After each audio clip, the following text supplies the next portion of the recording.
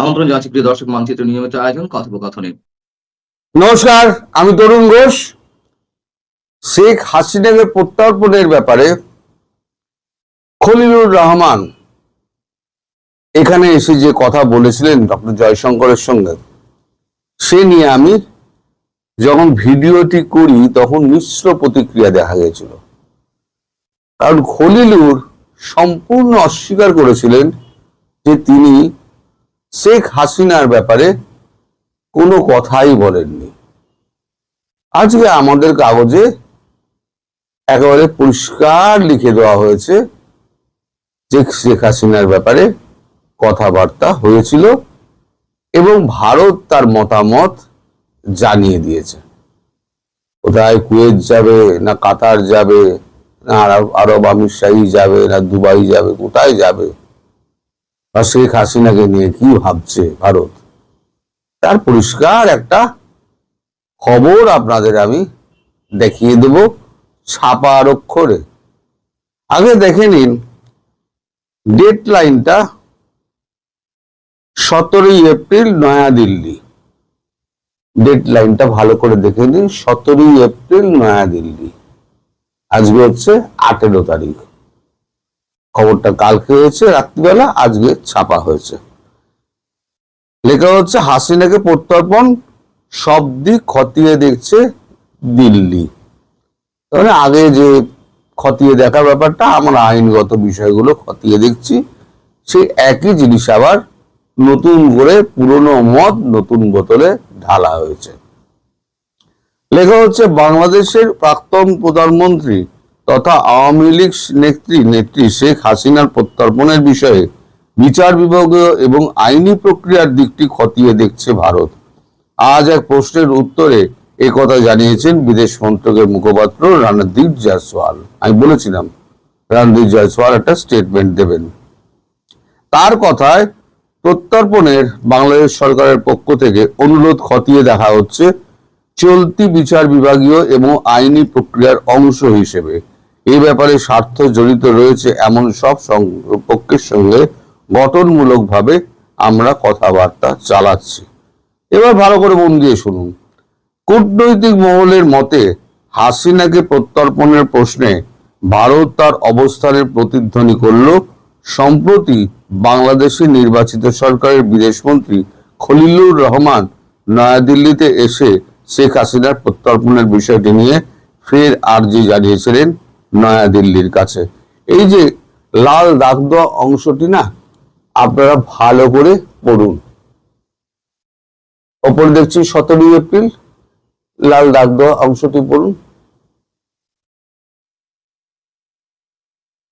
আমি যা বললাম সেটাই এখানে লেখা আছে কিনা। অর্থাৎ আমি যে খবরটা বলেছিলাম না, যে এখানে এসে প্রথম ওই প্রশ্নটি করে খলিলুর রহমান যে অস্বস্তিতে পড়েছিলেন, সেটা তিনি সম্পূর্ণ চেপে গিয়েছেন। এবং এটা নিয়ে আপনার দেশের বেশ কিছু ইউটিউবার আমার বিরুদ্ধে অনেক রকম কথা বলেছেন। তারা এও বলেছেন যারা এসছিলেন তাদের সঙ্গে কথা বলে তারা নিশ্চিত হয়েছেন এই খবরটি হচ্ছে সম্পূর্ণ ভুয়া। অবশেষে খবরের কাগজ বলে দিচ্ছে সেদিনকে কি হয়েছিল। এবার খবরটা পুরোটা পড়ি। আপনারা সব চাইছেন তো ভারতবর্ষের কাছ থেকে, কেন ভারতবর্ষ দেবে না? পুরোটা পড়ি খবরটা। বাংলাদেশ সংক্রান্ত আরো একটি প্রশ্নের জবাব দিয়েছেন জয়সওয়াল। এই মাসেই বাংলাদেশের সংসদে একটি আইন পাশ করা হয়েছে যা আওয়ামী লীগকে নিষিদ্ধের বিষয়টিকে আইনি নিশ্চয়তা দেবে বলে মনে করা হচ্ছে। জয়সওয়ালের কথায়, আমরা ওই ঘটনাবলীর দিকে সতর্ক নজর রাখছি। খলিলুরের সঙ্গে ভারতের বিদেশমন্ত্রী এস জয়শঙ্কর বৈঠকের বিষয়টি নিয়ে ভারত যে বিবৃতি দিয়েছিল সেদিকে দৃষ্টি আকর্ষণ করে তিনি বলেন, আমি কথা বিশেষভাবে তুলে ধরতে চাই যে বাংলাদেশের নতুন সরকারের সঙ্গে গঠনমূলক কাজে সংযুক্ত থাকতে ভারতের প্রয়াসের কথা বিদেশমন্ত্রী এস জয়শঙ্কর বিশেষ গুরুত্ব দিয়ে তুলে ধরেছিলেন। সরি, আমার একটু কাশি হয়েছে। দ্বিপাক্ষিক সম্পর্ক আরো মজবুত হোক, এমনটাই চাওয়া হয়েছিল। প্রসঙ্গত, বাংলাদেশের নির্বাচনের আগে অন্তর্বর্তীকালীন সরকারের তরফে এই একই দাবি করে নয়াদিল্লিকে চিঠি লেখা হয়েছিল গত বছরের শেষে। সে সময়ও জয়সওয়াল বলেছিলেন, চলমান বিচার বিভাগীয় এবং আভ্যন্তরীণ আইনি প্রক্রিয়ার অংশ হিসেবে অনুরোধটি মানে চিঠিটি পরীক্ষা করে দেখা হচ্ছে। আমরা শান্তি, গণতন্ত্র, অন্তর্ভুক্তি এবং স্থিতিশীল নির্বাচিত বাংলাদেশের জনগণের সর্বোত্তম স্বার্থে বিষয়টি অঙ্গীকারবদ্ধ। তার মানে এই যে নির্বাচনটা হয়েছে এটা অন্তর্ভুক্তিমূলক নির্বাচন হিসেবে বলছে না। আমি যেটা বলি না, একদলীয় সরকার, কারণ জামাত বিএনপি একসঙ্গে ছিল এই ভোটটা করার জন্য, জামাত আলাদা হয়ে গেছে, বিএনপি আলাদা হয়ে গেছে, দিয়ে একটা দেখাচ্ছে যে আমরা ভোটে আমরা সব দল মিলে অংশগ্রহণ করেছি, মানুষকে বোকা বানানো, আর কিছু নয়। আচ্ছা, আরো লেখা হচ্ছে 2024 সালে আগস্টে ক্ষমতাচ্যুত হওয়ার পর থেকে হাসিনা ভারতে রয়েছেন। এই বিষয়টিকে ঘিরে সংবেদনশীলতা থাকা সত্ত্বেও নয়াদিল্লি বাংলাদেশের নতুন প্রশাসনের সঙ্গে স্বাভাবিক কাজকর্ম চালিয়ে যাওয়ার বার্তা দিচ্ছে বারবার, কিন্তু বাংলাদেশের পক্ষ থেকে নানান রকম উস্কানিমূলক মন্তব্য করা হচ্ছে, যেমন তাকে বিদেশে পাঠিয়ে দেওয়া হবে। শেখ হাসিনার প্রত্যর্পণ নিয়ে অচল অবস্থা সত্ত্বেও অংশীদারিত্ব নিয়ে স্থিতিশীলতাকে তা নিশ্চিত করতে আঞ্চলিক এবং আঞ্চলিক বিষয়ে দুটি দৃষ্টিভঙ্গির সমন্বয়ের জন্য আনুষ্ঠানিক বৈঠকের আয়োজন করা হচ্ছে। আনুষ্ঠানিক বৈঠক মানে জয়শঙ্করজি আবার যেটা ডেকে পাঠিয়েছেন আমাদের খলিলুর রহমানকে। তিনি কেন এই কথা ওই যে বলেছিলেন যে যেটা ভারত আপত্তি জানিয়েছিল যে গঙ্গা চুক্তি একমাত্র দ্বিপাক্ষিক সম্পর্ক তৈরি করার জন্য একমাত্র পথ। আচ্ছা, আর একটা খবর বেরিয়েছে, বাংলাদেশ সীমার পাশে পাক সংস্থা, এর পাশে এই যে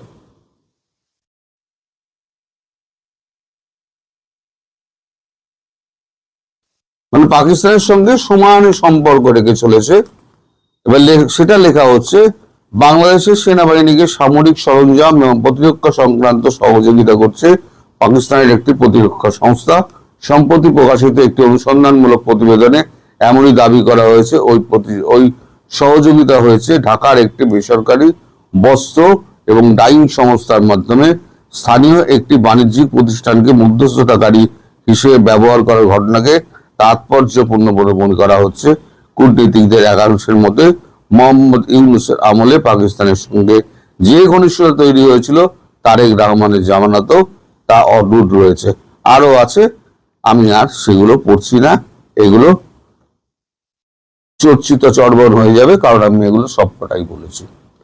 অর্থাৎ আমি যে বারবার বলছিলাম, ইউনূসের ছেড়ে যাওয়া জুতোতে পা গলিয়ে দিয়েছে তারেক রহমান, ভারতবর্ষের সঙ্গে ডিচ করেছে। এই যে পাকিস্তানের সঙ্গে যোগাযোগ করা, শেখ হাসিনাকে ফাঁসিতে ঝোলানোর জন্য উদ্গ্রীব হয়ে থাকা, আইন দিক দিয়ে তাকে একেবারে মানে পার্লামেন্টে স্বীকৃতি দেওয়া, আর আওয়ামী লীগকে নিষিদ্ধ করা, এই কোনোটাই কিন্তু ভারত ভালো চোখে দেখছে না।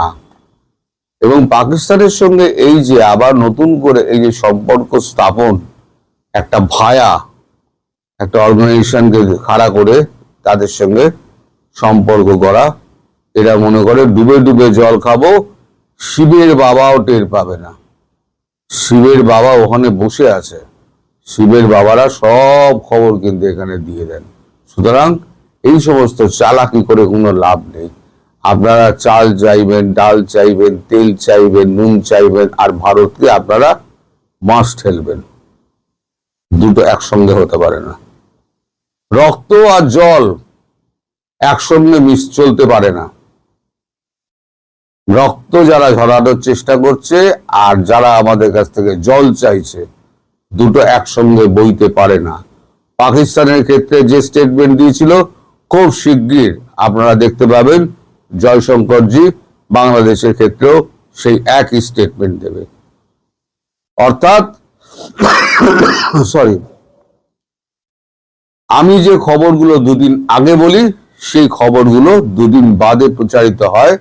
তার মধ্যে অনেক ইউটিউবার এবং সাংবাদিক আমাকে ভুয়ো প্রমাণিত করার চেষ্টা করেন, কিন্তু আমি আজকে প্রমাণ করে দিলাম যে জয়শঙ্করজির সামনে ওই প্রথম প্রস্তাবটি তুলে যে জুতোটা খেয়েছেন খলিলুর রহমান, সেই জুতোটা খাওয়ার কথা মানে দেশে গিয়ে উনি মুখ ফুটে বলতে পারেননি, তাই এদিক ওদিক করে কাটিয়ে গিয়েছেন।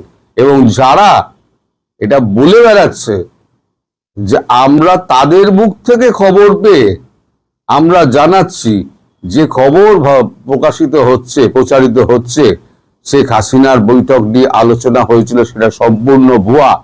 সেটা ভুয়া কি সত্যি, সেটা আজকের এই 17 এপ্রিলের কাগজে পরিষ্কার হয়ে গিয়েছে। এ সম্পর্কে আমি আপনাদের আগাম জানিয়ে রাখি যে আরো এই যে জয়শঙ্করজি ডেকে পাঠিয়েছেন খলিলুর রহমানকে, ওই সমস্ত মানে ডকুমেন্ট যেগুলো আপনি যার ভিত্তিতে বলেছেন যে গঙ্গা চুক্তি হচ্ছে গিয়ে প্রথম পদক্ষেপ ভারতের সঙ্গে বাংলাদেশের সম্পর্ক স্থাপনের, এটাই হবে প্রথম পদক্ষেপ। ভারত প্রথম পদক্ষেপ করবে না, ভারত করবে না। ওই গঙ্গা চুক্তি আপনার হবে না, আমি আজকে লিখে দিচ্ছি, হবে না। সেটা ভারতবর্ষ কোনোদিনই মুখে বলবে না। ভারতবর্ষ বলবে টেকনিক্যাল কমিটি এখনো পর্যন্ত কথাবার্তা বলে যাচ্ছে, এই করে কাটিয়ে দেবে। গঙ্গা জলবন্টন চুক্তি, তিস্তা প্রকল্পের জল আপনারা পাবেন না। সব নিজেদের পায়ে নিজেরা কুরুল মারছেন। যেখানে আপনাদের চারদিকে ভারত ঘেরা, সেখানে বসে ভারতের সঙ্গে পাঙ্গা মারলে পরে আপনাদের ভিখারির দশাই হবে, এবং সেই দশা হতে চলেছে খুব শীঘ্রই। ভোটটা মিটুক, আমাদের এখানে 4 তারিখ রেজাল্ট বেরোক, তারপরে সরকার স্থাপন হোক, মানে এই যে স্টেটগুলোতে হচ্ছে সরকার স্থাপনের পর তারপরে দেখবেন। পশ্চিমবঙ্গে সম্ভবত বিজেপি আসছে, আর বিজেপি যদি পশ্চিমবঙ্গে আসে, মানে হাওয়া সেই দিকে যদি বিজেপি পশ্চিমবঙ্গে আসে, তাহলে বাংলাদেশের অবস্থা কিন্তু ভেরি ভেরি টাইট। আমি বলে দিচ্ছি, ভেরি ভেরি টাইট। শুধু হিন্দুদের জন্য কতগুলো জায়গা খুলে দেওয়া হবে, বর্ডার খুলে দেওয়া হবে, কারণ হিন্দু তো ছড়িয়ে ছিটিয়ে রয়েছে, তাদের জন্য কতগুলো বর্ডারের অংশ খুলে দেওয়া হবে। আমি যে বলেছিলাম 2 বছর সময় দেওয়া হবে, এই 2 বছরের মধ্যে আপনারা ঘটি বাটি বিক্রি করে ভারতবর্ষে চলে আসুন। আর বাকি যারা থেকে গেল এইখানে, ওই যে 91 লক্ষ যারা থেকে গেল, তাদের কি হবে দেখবেন। বাংলাদেশের জনসংখ্যা 1 লাফে 1 কোটি বেড়ে যাবে। সুতরাং আমি যা বলি সেটা সঠিক বলি, হয়তো 2 দিন বাদে হয় প্রমাণিত, ততক্ষণে আপনাদের স্থিতি থেকে বেরিয়ে যায়। তাই আমি স্মৃতিটা উস্কে দিলাম যে কি বেরিয়েছিল আর আমি কি বলেছিলাম, সেটা আজকে প্রতিষ্ঠিত। ইসলামাবাদের আলোচনা ভেস্তে যাওয়ার পর ইরান আমেরিকার সংঘাত নিয়ে তৈরি হওয়া অচলাবস্থার সহসাই কোনো সমাধান দেখছেন না আন্তর্জাতিক গণমাধ্যম ও বিশ্লেষকরা। মার্কিন প্রেসিডেন্ট ডোনাল্ড ট্রাম্প এই সপ্তাহে হরমুজ প্রণালীতে যে অস্বাভাবিক নৌ অবরোধ শুরু করেছেন, তাতে যুক্তরাষ্ট্র যে পিছু হটবে সে ইঙ্গিত মিলছে না। ক্ষণে ক্ষণে মতিগতি পাল্টানো ট্রাম্প যদিও নতুন করে বলেছেন খুব শিগগিরই এই যুদ্ধ শেষ হচ্ছে, কিন্তু ট্রাম্পের এই কথার উপর আস্থা নেই কারোরই। কারণ এরই মধ্যে যুক্তরাষ্ট্রের নৌ অবরোধ অব্যাহত থাকলে পারস্য উপসাগর ও ওমান সাগরের পাশাপাশি লোহিত সাগরও বাণিজ্য পথ বন্ধ করে দেওয়ার হুঁশিয়ারি দিয়েছে ইরান। আবার বিশেষজ্ঞরা ট্রাম্পের মধ্যে এক অজানা শঙ্কা দেখতে পাচ্ছেন, যখন ট্রাম্প ইরানকে অস্ত্র না দিতে তার চিরশত্রু চীনকে চিঠি দিয়েছেন। বিশ্লেষকরা মনে করেন এই যুদ্ধ এখন আর ইরান আমেরিকার যুদ্ধে নেই, বরং এটি বিশ্বের জন্য পরিণত হয়েছে ভয়াবহ গেম অফ চিকেনে, যেখান থেকে কোনো পক্ষই সরে আসবে না। বিশেষজ্ঞদের আশঙ্কা, যদি সত্যি হয় তাহলে এর পরিণতির বড় শিকার হবে বাংলাদেশের মতো দেশগুলো, যারা মূলত তেল ও জ্বালানির জন্য মধ্যপ্রাচ্যের দেশগুলোর উপর পুরোপুরি নির্ভরশীল। যদিও বাংলাদেশ সরকার দাবি করছে সমস্যা এখনো নিয়ন্ত্রণের মধ্যে আছে, কিন্তু প্রশ্ন হলো, হরমুজ প্রণালীর এই অচলাবস্থা যদি চলতে থাকে তাহলে এভাবে আর কতদিন পরিস্থিতি সামাল দেওয়া যাবে, যেখানে এরই মধ্যে রাষ্ট্রীয় কোষাগারে বড় টান পড়েছে। বিস্তারিত জানতে চলুন যাওয়া যাক বিশ্লেষণে।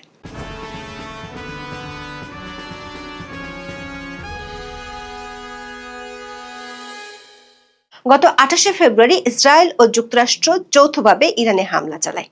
প্রতিশোধ নিতে ইরান মধ্যপ্রাচ্যে যুক্তরাষ্ট্রের সামরিক স্থাপনা রয়েছে এমন কয়েকটি দেশে হামলা চালায়। কাতার, সংযুক্ত আরব আমিরাত, কুয়েত, সৌদি আরব সহ কয়েকটি দেশে চালানো হামলায় নিশানা ছিল বিমানবন্দর, দূতাবাস, জ্বালানি স্থাপনা, মার্কিন দূতাবাস। যুদ্ধে ইরান হারায় তার সর্বোচ্চ নেতা আয়াতুল্লাহ আলী খামেনি, আলী লারিজানির মতো নেতাদের। তবে বিশ্ব বাণিজ্যের গুরুত্বপূর্ণ জলপথ হরমুজ প্রণালীতে শক্ত নিয়ন্ত্রণ বজায় রেখেছে ইরান। 1 মাসের বেশি সময় ধরে ইরান হরমুজ প্রণালী খুলে দিতে সম্মত হলে 2 সপ্তাহের যুদ্ধবিরতি আসে উভয় পক্ষ। স্থায়ীভাবে যুদ্ধ বন্ধে শনিবার পাকিস্তানের রাজধানী ইসলামাবাদে 21 ঘন্টার ম্যারাথন বৈঠক করেও ইরান ও মার্কিন প্রতিনিধিরা চুক্তি করতে ব্যর্থ হন। হরমুজ প্রণালীর অচলাবস্থা কাটেনি এরপরে ইরানের বন্দর অবরোধের ঘোষণা দেয় মার্কিন প্রেসিডেন্ট, যা ইতিমধ্যে শুরু হয়েছে। তবে ট্রাম্পের অবরোধের মধ্যেও বেশ কয়েকটি জাহাজ ইরানের বন্দর পেরিয়ে গেছে। ট্রাম্পের এই অবরোধে পিছিয়ে যায়নি ইরান, উল্টো বিজ্ঞপ্তি দিয়ে বলেছে তারা কি করতে পারে। ইরানের রাষ্ট্রীয় টেলিভিশনে প্রচারিত দেশটির সামরিক বাহিনীর এক বিবৃতিতে বলা হয়েছে, যুক্তরাষ্ট্রের নৌ অবরোধ অব্যাহত থাকলে পারস্য উপসাগর ও ওমান সাগরের পাশাপাশি লোহিত সাগরও বাণিজ্য পথ বন্ধ করে দিবে ইরান। প্রশ্ন হলো, বিশ্বের জন্য গুরুত্বপূর্ণ এই বাণিজ্যিক পথগুলো বন্ধ করে দেওয়ার আদৌ কোনো সক্ষমতা ইরানের আছে কিনা? এর সরাসরি উত্তর হলো হ্যাঁ, ইরান ও তার মিত্র বাহিনীগুলোর এই ক্ষমতা আছে। ইরান এটি করবে পূর্ণাঙ্গ সামরিক নিয়ন্ত্রণের মাধ্যমে নয়, বরং এর চেয়ে অপ্রতিসম যুদ্ধ বা অ্যাসিমেট্রিক ওয়ারফেয়ারের মাধ্যমে তারা এই পথগুলো অচল করে দিতে পারে। পারস্য উপসাগরের সাথে আছে হরমুজ প্রণালীর সংযোগ। এর মধ্যে ট্রাম্প সহ বিশ্বের বড় বড় নেতার ঘুম হারাম করে দিয়েছে ইরান। এই এক হরমুজ প্রণালীতে বিশ্বের 20% জ্বালানি সরবরাহের এই সমুদ্র পথটিতে ইরান কয়েক হাজার অত্যাধুনিক মাইন মজুত রেখেছে। আবার উপকূলীয় মোবাইল লঞ্চার থেকে ছোড়া নূর বা পার্সিয়ান গলফ ব্যালিস্টিক মিসাইল দিয়ে যে কোনো জাহাজকে লক্ষ্যবস্তু করা তাদের জন্য সহজ। IRGC এর শত শত ছোট ছোট স্পিডবোট একসাথে বড় জাহাজে হামলা চালিয়ে সেগুলোকে অচল করে দিতে পারে। দ্বিতীয় পথটি হলো লোহিত সাগর ও বাব আল মান্দাব। এটি এশিয়া ও ইউরোপের মধ্যে সংযোগকারী সংক্ষিপ্তময় পথ, যাকে বলা হয় সুয়েজ খালের প্রবেশদ্বার। বিশ্বের মোট বাণিজ্যের প্রায় 12% চলে এই পথ দিয়ে।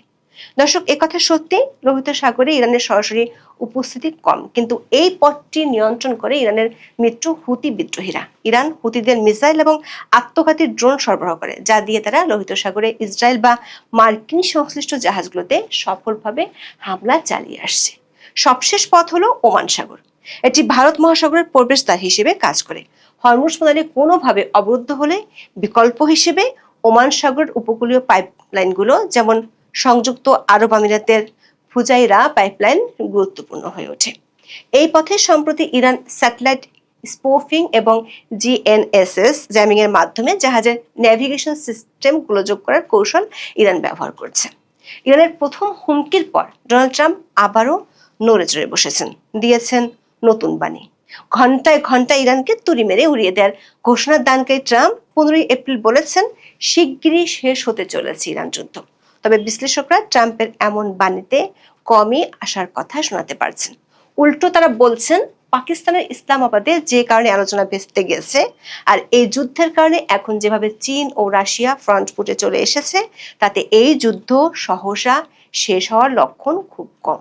বিশ্লেষকদের মতে এই যুদ্ধ এখন রূপ নিয়েছে গেম অফ চিকেনে, আর এই গেমে এগিয়ে আছে ইরান, তেমনটাই মনে করছেন বিশ্লেষকরা। প্রশ্ন হলো, গেম অফ চিকেন কি? এর কারণে আতঙ্কিত হওয়ার কি কিছু আছে? গেম অফ চিকেন হলো এমন এক পরিস্থিতি যেখানে দুই পক্ষ মুখোমুখি সংঘর্ষের দিকে এগিয়ে যায় এবং কেউই আগে পিছু হটতে বা হার মানতে চায় না। যে পক্ষ আগে সরে যায় সে চিকেন বা কাপুরুষ হিসেবে গণ্য হয় এবং সবাই তাকে পরাজিত হিসেবেই দেখে। আগের বারের যুদ্ধের চেয়ে এই 2026-এর যুদ্ধ ভিন্ন, কারণ এটি কেবল একটি ভৌগোলিক যুদ্ধ নয়, বরং এটি একটি লজিস্টিক চেকপয়েন্ট যুদ্ধ। হরমুজ প্রণালী আর বিশ্বব্যাপী তেলের সংকটের কারণে এটি এখন হয়ে গেছে অর্থনৈতিক লাভ ক্ষতির যুদ্ধ। যুক্তরাষ্ট্র ও ইরানের মধ্যে অর্থনৈতিক গেম অফ চিকেন শুরু হয়েছে। তার ব্যাখ্যায় বিশ্লেষকরা বলছেন এটি এক ধরনের পারস্পরিক অর্থনৈতিক ক্ষতি। ট্রাম্প ইরানের বন্দরগুলোর উপর যে অবরোধ দিয়েছে সেটি এমন দুটি বিষয়ের সামনে আনতে পারে যেগুলো আমেরিকার মানুষকে আরো খেপাতে পারে। এর মধ্যে একটি হলো গ্যাসের দাম আরো বৃদ্ধি, অন্যটি হলো সেনা হতাহতের সংখ্যা বাড়া। অবশ্য ট্রাম্প বাজি ধরছেন ইরান শেষ পর্যন্ত পিছু হটবে। তবে বিশ্লেষকদের মতে অতীতে কঠোর অর্থনৈতিক চাপ সহ্য করার অভিজ্ঞতা থাকায় ইরান সহজে নতি স্বীকার করবে এমন কোনো স্পষ্ট ইঙ্গিত নেই। বরং আয়াতুল্লাহ খামেনিকে শেষ করে ট্রাম্প ভুলই করেছে, কারণ আমেরিকা আর ইসরায়েলের লক্ষ্য ছিল ইরানের শাসন ব্যবস্থার পরিবর্তন ঘটানো। খামেনির পর মসনদে এসেছেন তার ছেলে মোস্তফা খামেনি।